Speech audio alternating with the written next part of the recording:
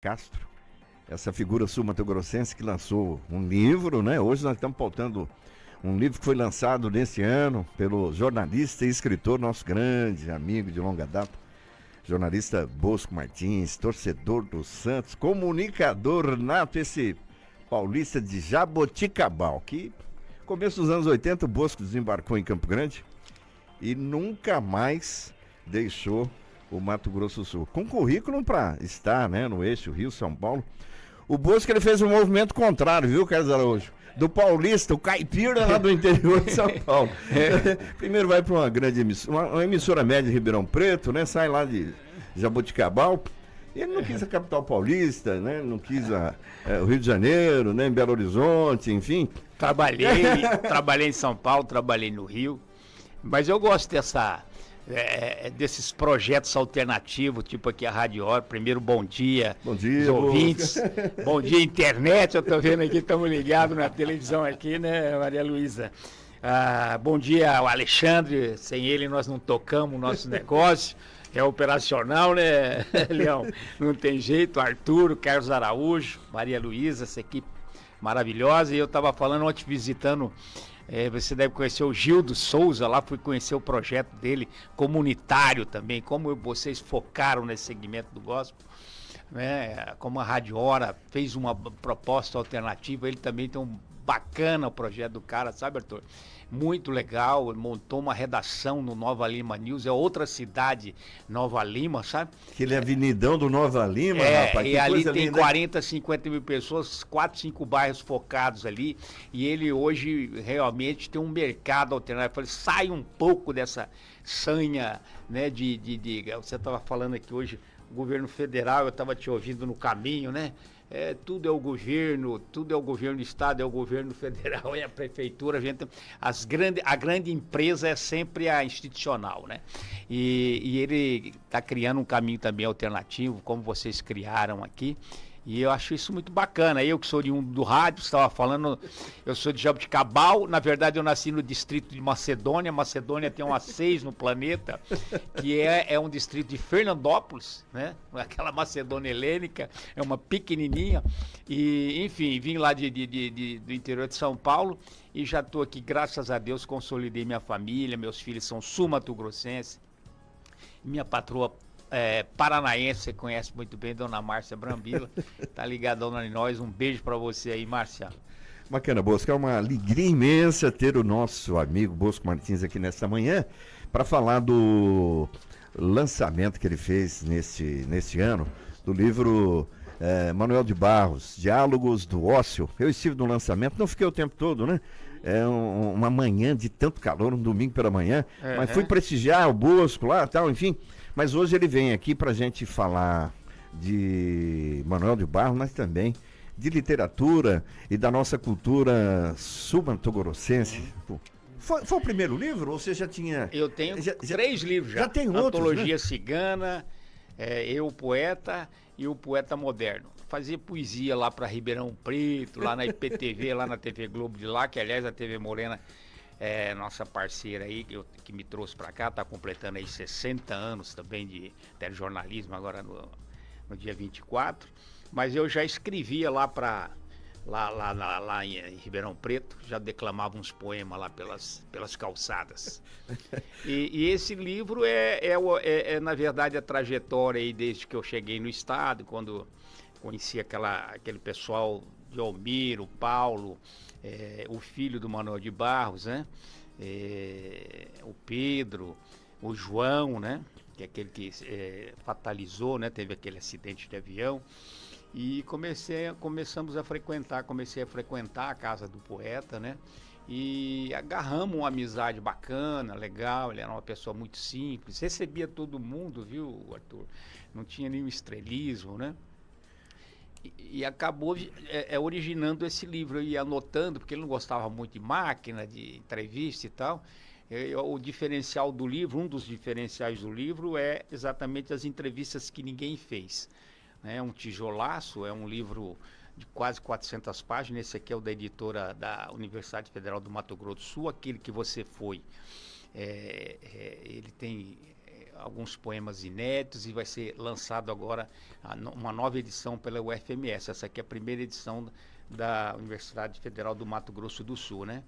E, enfim, é um bom livro para você deixar na cabeceira, igual uma Bíblia. Nós estamos aqui na Rádio Hora, que, né, a maioria é cristã.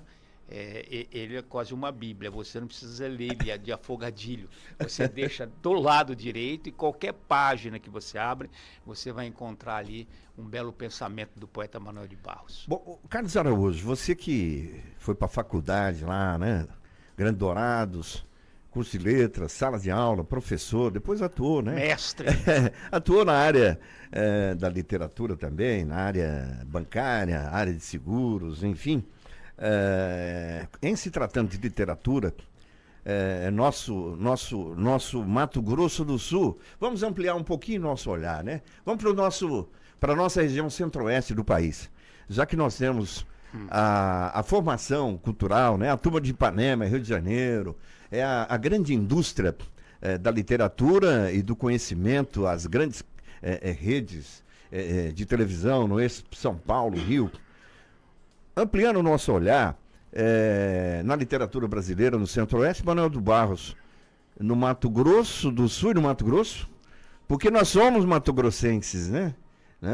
Nós somos essa geração, muita gente critica aí, cobra o do Sul, mas os jovens precisam ter a consciência de que ainda a geração do Mato Grosso está por aqui. Não? Quando nós nascemos era Mato Grosso, não é mesmo? Manoel de Barros, mato-grossense. Sim. Né? Então, ele é reconhecido pelo Mato Grosso, pelos dois Mato Grosso, Goiás com Cora Coralina, nós aqui do Mato Grosso e do Mato Grosso do Sul, né? com Helena Meirelles.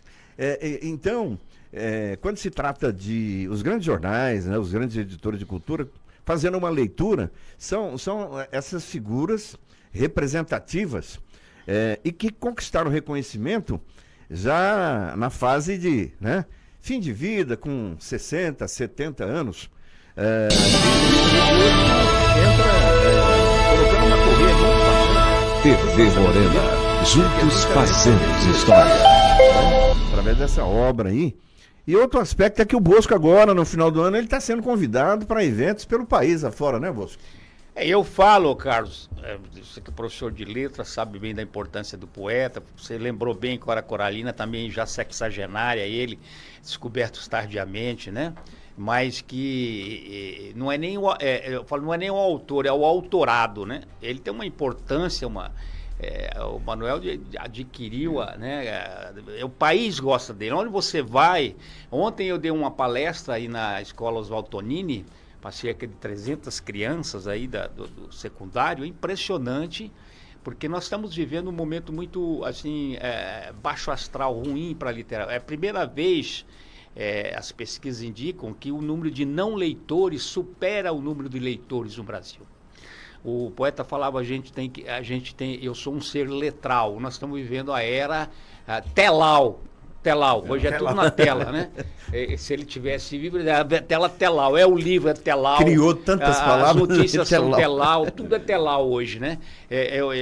Então, é muito importante que se faça essa recuperação da leitura, do livro, e a gente tem feito isso, levando a palavra, essa obra com o Manoel, e ontem eu fiquei admirado, Arthur, as crianças, o conhecimento, quer dizer, uma das grandes angústias, né? Qual o sentido da vida, né? A gente que é cristão, que acredita em outra vida, tem aquele agnóstico, o ateu. O Manoel tinha assim, o problema não é morrer, não tenho medo de morrer, é de deixar de existir, de parar de ver essa coisa maravilhosa, esse Pantanal, esse sol. Um dia nós vamos deixar, nós somos uma fotografia na parede, lá na frente nem isso, né, cara? Então mas um poeta não morre nunca, não é? Como que você não acaba? Ele está eternizado, e ontem eu vi, me emocionei demais na escola por esse fator, as crianças de 9, 10 anos declamando a poesia dele, né? Ele é muito, uma poesia muito para criança mesmo, muito fácil, né? Eu escrevi para eles um texto aqui, que eu acho que resume bem, assim, vamos ver se... onde que eu guardei aqui. Ontem eu fiz até esse texto meio lá contando essa história dele, né? da primeira vez que a editora ligou para ele e pediu, quando ele fez 80 anos, né? Ele recebeu o pedido de uma editora para que escrevesse 3 memórias. O da infância, da vida adulta e, sobretudo, da velhice. Com a idade avançada, o editor supunha que o poeta teria muito a dizer sobre si. Passado algum tempo, o poeta enviou ao editor o primeiro livro, Memórias da Primeira Infância. Em todos os sentidos, o livro foi um sucesso. Tempos depois, Manuel enviou um novo livro, Carlos, ao editor, Memórias da Segunda Infância. Como diz Manuel, poesia é saber que não vem em tomos. Assim, a segunda infância não era uma sequência da primeira, não era uma infância posterior. A segunda infância era uma segunda ainda do poeta, a infância sempre primeira. Manuel reservava ainda o fôlego para uma nova ida à infância, e assim enviou ao editor um terceiro livro, Memórias da Terceira Infância, um livro regenerador. O tempo passou, o poeta nada mais enviou ao editor, que tomou coragem e indagou: poeta, suas 3 memórias da infância são extraordinárias, porém, onde estão as memórias da vida adulta, principalmente da velhice? Manuel respondeu: só tive infância, e completou: nunca tive velhice. Só narro meus nascimentos. Olha só. Então, professor, ele tem tudo a ver, e falei ontem para essa gurizada, né? Que vocês tenham a sabedoria, o amadurecimento do adulto, mas nunca percam, né, nunca entrem na velhice, né? Olha, esse era o grande Manuel de Barros, viu? O nosso convidado, jornalista e escritor Bosco Martins aí, Carlos Araújo. Mas a importância, né, dessa grande obra do Bosco, fazendo essa mensagem, trazendo essa mensagem aí do poeta Manuel de Barros. Eu me recordo aqui, eu estou neste momento, um vizinho, seu Pedro, meu vizinho, funcionário da Famasul, né, já aposentado, ele me chamou lá da casa dele: Carlos, vem aqui. E aí ele falou: olha, eu tenho um livro aqui que eu vou te emprestar. É um livro das poesias do Manuel de Barros. Só que você não vai deixar esse livro fechado, porque livro fechado não conta história. Então você vai chegar, vai ler e vai me devolver. Estou te emprestando esse livro, porque normalmente quando você empresta o livro, o pessoal não gosta de devolver muito, né? Guarda lá na estante e não devolve. Mas eu estou me recordando que era uma obra exatamente do poeta que nós estamos falando agora, do grande poeta Manuel de Barros. Mas, cumprimentando o livro Bosco, chamava Celebração das Coisas, Bonecos e Poesias de Manuel de Barros, Pedro Smidler. Exatamente.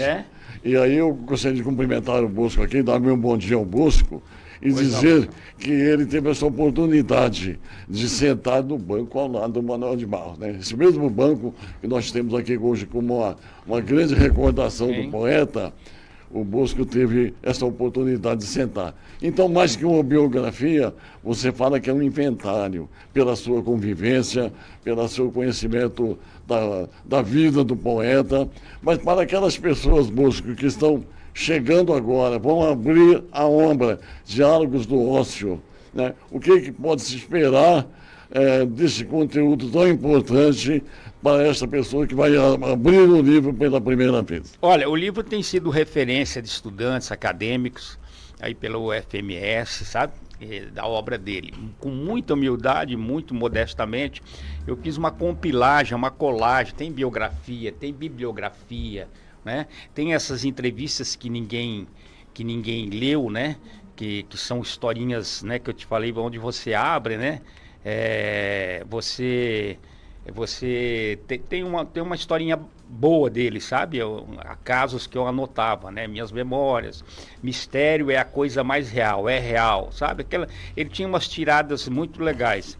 O abecedário manuelês, que eu, como correspondente da revista Caros Amigos aqui, era uma pauta do Sérgio de Souza, o editor da Caros Amigos, que era um grande jornalista brasileiro, foi editor da Realidade, da Veja, e foi com ele que Manuel aprendeu Aprendeu não, né? Naquele tempo se tinha... O Manuel, ele igual o Sérgio era o maior copydesk do jornalismo brasileiro.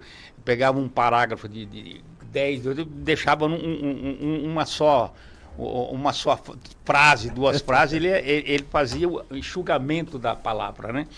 E aí nós fizemos o abecedário, eu comecei com o poeta nessa pauta dele, e depois o poeta falou, não, você termina esse negócio aí. Ele me deu mais ou menos o caminho, e que a hora que você falou do Pedro Espíndola, aqui no abecedário manuelês, no capítulo 5, Manuel de Barros, de A a Z, né? Aqui reuni mais de 2.000 termos do abecedário manuelês, dos dicionários, colecionados por Manuel de Barros e inventados pelo poeta. Começa com abastado, passa por Baticum Gererê e vai até Zoroava. Baticum Gererê, ele falava, já tomei o Baticum Gererê, é termo que ele, lá em Corumbá, né, porque você falou, ele nasceu em Cuiabá, com 3 meses ele já foi para Corumbá, então ele era mais corumbaense que cuiabano, né, embora que você falou, os dois Mato Grosso tinham bem. E aqui, explicando mais ou menos onde foi a pesquisa, são 2.000 verbetes, ele pesquisava muito na palavra indígena. Ele foi o primeiro rota bioceânica cultural do Mato Grosso do Sul. Ele viajou a Bolívia, né, viajou toda essa América Latina, Peru, né, essa outra rota, em busca de pesquisar a cultura indígena. Então, dali ele extraía essas palavras e esse dicionário dele. E ele dá uma dica aqui muito interessante, que eu acabei pegando para fazer esse dicionário, para cima e para baixo, que era para a filha do Pedro Espíndola, que você comentou aqui, Carlos. Ele fala assim, querida amiguinha Letícia Espíndola, fiquei sabendo por seu pai que você procura palavras no dicionário. Essa curiosidade, em quem não fez 10 anos ainda, é um dom. Sendo eu um procurador de palavras no dicionário desde pequeno, vou dar um conselho a você. Assim, cada vez que você buscar uma palavra nesse dicionário, leia também as 3 que estão acima e as 3 que estão abaixo da palavra que você buscou. Desse jeito, você aprenderá 7 palavras de cada vez. E isso vai criar em você um hábito cultural sadio. Um beijo do seu amigão Manuel. O ponteiro chegando às 7h55, final do nosso Jornal da Hora. E, finalmente, o Bosco Martins esteve conosco aqui, nosso grande amigo. Chega um abraço para você, tá ligado aqui no rádio. Como sempre, todos os dias, o repórter fotográfico Valmirar Gomes. Gomes, de Guerra, um abraço aí, meu querido. Ô Bosco, ótimo final de semana aí para você. Para nós. E que o Diálogos do Ócio chegue pelo Brasil afora. Estouramos o tempo ou pode mandar um... Mais 30 segundos para você aí. Meu avô ganhou de presente um olhar de pássaro. Acho que ele vai usar esse olhar para fazer as suas artes. O mundo, para ele, anda muito cansado. Ele quer mudar o jeito das coisas do mundo. Por exemplo, ele vai dar primavera aos vermes, o homem não vai mais fabricar armas de fogo. Só vai ter mesmo rio, árvores, o sol, bichos e pedras. Do que ordens gramaticais, os sapos vão andar de bicicleta. Depois, vamos assistir o nascimento de Jesus. Será o Natal e todos vamos adotar as boas falas do Filho de Deus. Amar o próximo como a nós mesmos. Então o mundo será renovado. É característica do Manuel, né? Nosso poeta. Já que estamos na época do Natal, do Ano Novo, um Feliz Natal a todos. Sempre de muita fé e referências. Manuelanos, Arthur, Carlos, obrigado, Alexandre. Muito obrigado, Maria. E muito obrigado a todos vocês que estão ligados até agora nessa belíssima rádio.